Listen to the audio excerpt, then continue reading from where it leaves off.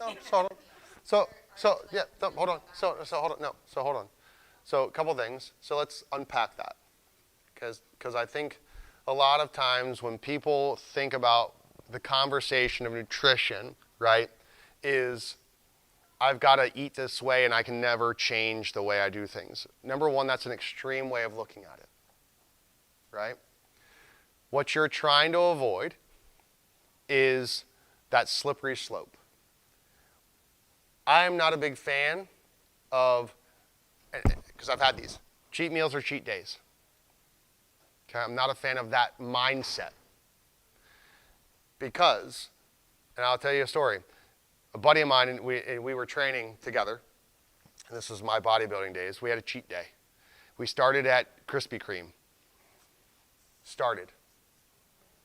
Dozen Krispy Kremes right there. Boom, gone. Okay.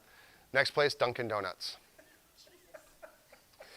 And then we went to, it was a Sunday, right? Everybody thinks Sunday's our free day, right? Then football, chicken wings and beer. Okay. Is that necessary?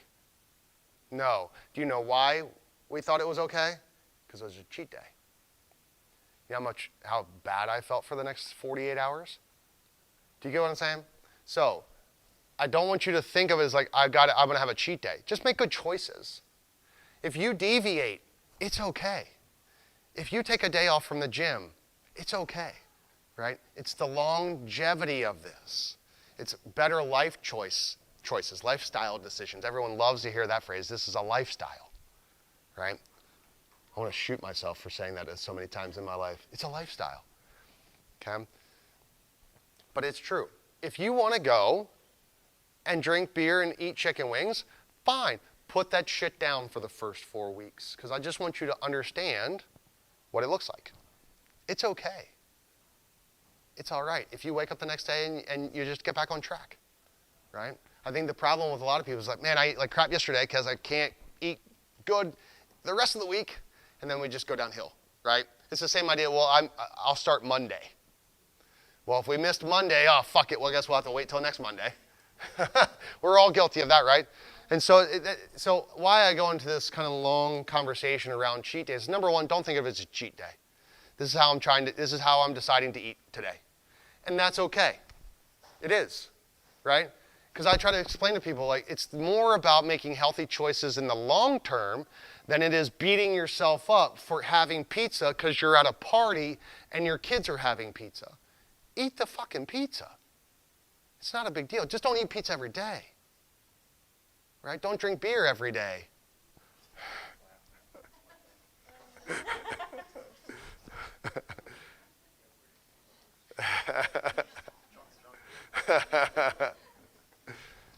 You get my point.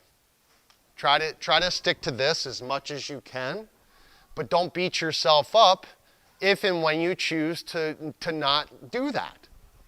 You know why? Because I do it. It's okay, right? It's being on track as best we can. And what I would say is, don't do what I did in that particular extreme story, right? Just because you had a couple beers and you had a couple, whatevers, doesn't mean that the rest of the day needs to be shot. Some people would say, well, it's kind of like parties if they go out to dinner. Like some people would try to eat prior to that. That's taking it down here. You get what I'm saying? Like, what is your goal? What are you trying to be? Are you trying to be fit? You trying to be well? You trying to be in extreme fitness? You know what I mean? So you're going to have people that are like, oh, I'm going to still go out with my friends, but I'm actually going to eat beforehand the things that I know I'm going to want to eat that are good for me, so that when I go to dinner, I'm not going to eat as much as I would if I were like hungry. Okay? That's taking it. Now, is that a healthy relationship with food? Maybe. That's their life, not yours. Okay? That's their choice. So it's just making some good decisions, that's all. So does that answer your question? Okay. So don't beat yourself up if you decide to have cake. Okay? Just don't eat cake every day. Okay? All right. So, tactics. So when we talk about tactics, the first 4 weeks, this is kind of the